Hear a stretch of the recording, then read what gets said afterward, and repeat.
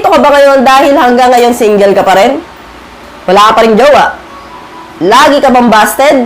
Bakit kaya nahihirapan kang pasagutin ang isang babae? Yan po yung bagay na pag-uusapin natin ngayon for today's vlog. Sisimulan natin kaagad yan pagkatapos ng maiksing intro.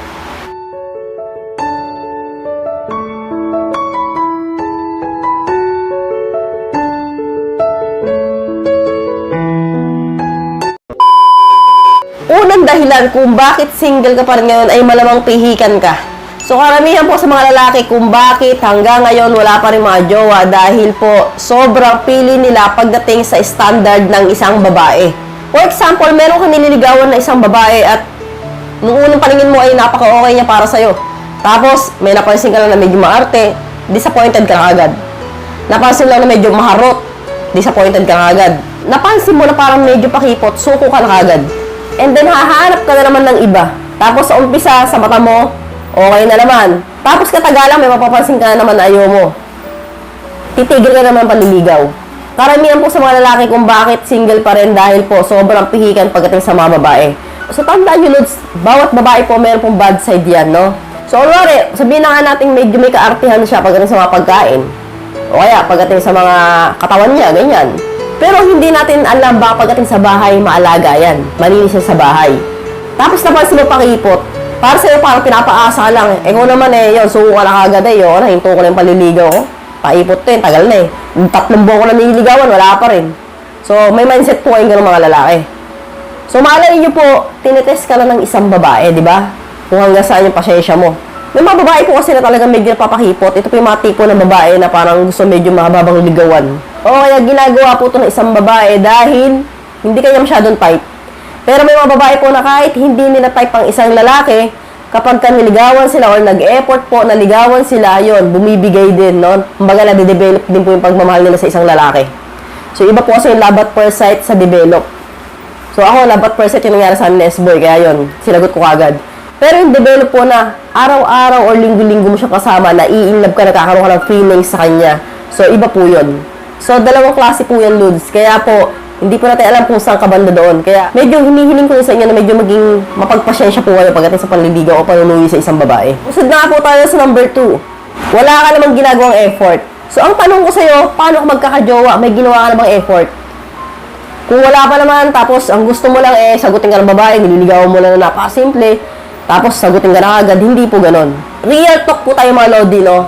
Sa panliligaw po, para po yung small business. So, yun po yung katotohanan na, sabihin na nga natin na medyo pangit pakinggan, pero yan po yung katotohanan, no? Na kapag naligaw ka sa isang babae, para kang magtatayo ng maliit na business. Sobrang liit na puhunan lang naman, Lods. Hindi po ninyo yan ikapulube.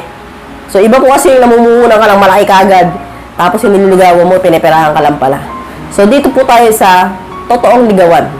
Sa totoong nangyayari, no? Sa paligid natin. So, yun nga po, kapag naliligaw po ay sa babae, maglalabas po ay ng konting pera talaga. Yan po yung pamamaraan ng panliligaw na ngayon. So, kailangan magre-regalo ka. Gagastos ka. Kasi nga, naliligaw ka pa lang. So, stage po yun ng panliligaw. Yung magbibigay ka ng bulaklak, chocolate, cake, tapos prutas, o kaya lilibre mo ng merienda, pagkain. Yung iba pa nga, nakikita ko dati, nililigawan dati yung boss ko sa office dati. Talagang dinadala siya ng almusal siya kahapon doon sa opisina. Nung naliligaw sa kanya. So, nag-e-effort talaga, dumadaan doon talaga sa opisina para iabot lang yung pagkain. Ganoon naman po kasi talaga. So, hindi po yung naliligaw ka lang na salita o pwede mo taligawan. Kailan ba ako sasagutin? Wala ka namang ginagawang effort. Paano ka sasagutin ng babae? Ang gusto po ng babae, kaming mga babae, napapasagot nyo kami ng mabilis or nai-inlove kami sa isang lalaki kapag namumuhunan sa amin. Ibig sabihin ko dito, kailangan mo itong gawin para mapa-impress ang isang babae. Sa umpisa, medyo gagastos ka talaga. So, sa umpisa, kailangan mo talaga maglabas ng konting pera. Konti lang naman, Lods. So, hindi naman kailangan regaluhan mo buwan-buwan, linggo-linggo. Hindi naman kailangan ganon. Mas magugustuhan ka ng babae kapag nakikita niya nag-e-effort ka. Kasi po kapag kami sa lalaki, nagre-regalo ng bulaklak, chocolate, cake, o ano pa yan, nagluto ka ng adobo, yung paborito niyang ulam, tapos dadali mo sa kanya. Kapag po ganun ang ginagawa ng isang lalaki sa isang babaeng nililigawan niya, nai-impress po yan. So, humahanga po kami sa ganyan lalaki. So, ang mangyayari, ma-develop po kami. Kinikilig po kasi kami sa mga ganyan lalaki. Tapos, hindi magtatagal kung madalas mo pong ginagawa yan. Sabihin na natin, 2 months, gagawin mo yan. Simpleng cake lang naman. Meron naman tagi 350 yan, maliit lang. Diba? Kasi merienda lang naman. Simpleng bouquet na bulaklak. Isang Toblerone, yung mga ganun. So, yun po ay napakalaking bagay sa babae. Kapag ganun ka manligaw sa isang babae, effective po yan, sasagutin ka yan. Kasi nga sa mata niya, sobrang sweet mo. Sobrang mahal mo siya. Kaya ang babae, parang nasa-challenge sila na sagutin ka. Proceed naman po tayo sa number 3. Nag-e-expect ka ng sobra. So, karamihan sa mga lalaking hindi pa rin magkajowa dahil mas naghahangad pa ng sobra sa isang babae. Yung gusto nila yung mas sexy, mas maliit yung bewang, mas maputi, mas bata, mas maganda, yung pwedeng pan-display sa mga tropa. So, ganun naman po karamihan sa mga lalaki sa umpisa, sa itsura titingin yan. So, bibihira po yung mga lalaki na sa ugali tumitingin, sa lodo po sa mga ganyan lalaki. So, hindi po muna tumitingin sa itsura ng babae. Pero karamihan, syempre, unang tingin nyo sa puwet. Kung matambok ba yan? Sa bewang, kung maliit ba yan? Kung sa bundok, malaki ba yan? O, aminin nyo na. Sino hindi tumitingin sa ganyan? Kung hindi ka tumitingin sa ganyan, mahal kita.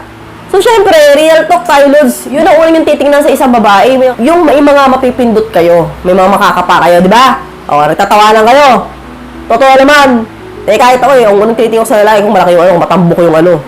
Yung ano. O, yung ano. Matambok yung ano, syempre, yung harap. O, magsisinwala yung babae dito.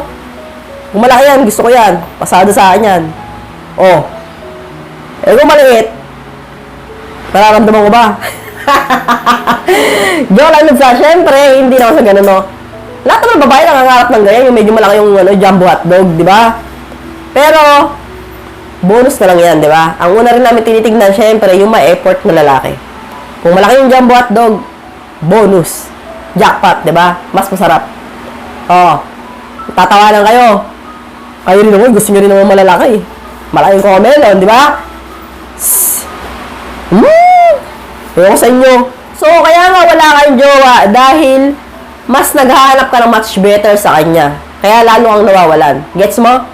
So, wag po tayo masyadong ganon. So, tips para mapunta kayo sa matinong babae. Wag po kayo tumingin sa itsura. Sa ugali po. Una niyo pong hanapin yung maayos sa bahay, mabait, magaling makisama, yung mga tipong ganyan. Tapos, higit sa lahat, yung magiging loyal sa inyo. Yung talaga taong bahay lang.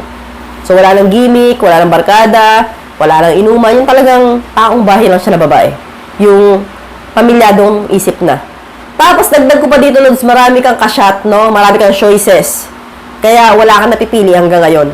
So, kasyat mo itong isang babae, okay to, tapos nadismaya ka dito, ito naman, mas mabilis, lipat ka naman dito. So, may mga lalaking gano'n, namimili sa shot, no? Kaya, ang nangyayari, hanggang ngayon, wala pa rin jowa. So, pang-apat po na dahilan kung bakit wala pa rin jowa ay kulang ka ng lakas ng loob. So, napaka-importante po na ito, Lods, sa panliligaw sa isang babae, yung marami kang lakas ng loob. May mga shying type man kasi na yon hindi marunong dumiskarte pagdating sa mga babae. Kapag manliligaw po kayo, dapat malakas ang loob ninyo. Kahit po kayo ay hindi kagwapuhan, sabihin natin pangit kayo, kapag po kayo ay malakas ang loob, magkakajowa ka. Wala po yan sa itsura, Lods. Nasa diskarte po yan. Nasa galing sa diskarte. So yun naman, Lods, masyado na mahaba tong video na ito. Sana natulungan ko po kayo.